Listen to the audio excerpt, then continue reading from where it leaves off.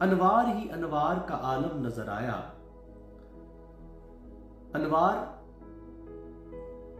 जमा है नूर की, और नूर के माना जो है वो रोशनी के हैं। अब यहां पे जो अनवार है यानी बहुत सारी रोशनियों का इकट्ठा हो जाना, उनको आप अनवार कह सकते हैं।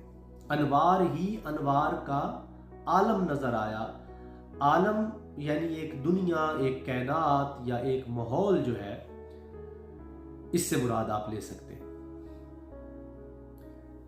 चिलमन जो जरा मैंने उठाई तेरे दर की। चिलमन गालबन उर्दू जबान का लफ्ज है, लेकिन मुझे इस तरह लगता है कि इसकी जड़ें जो है ये फारसी जबान में ही है। चिलमन जो है ये लफ्ज फारसी जबान का हो सकता है, या इसकी जड़ें जरूर फारसी से मिलती जुलती होंगी। चिलमन का जो उर्दू में लफ्जी मतलब है वो एक झालरदार पर्दे की मिसाल या माना दिया जाता है।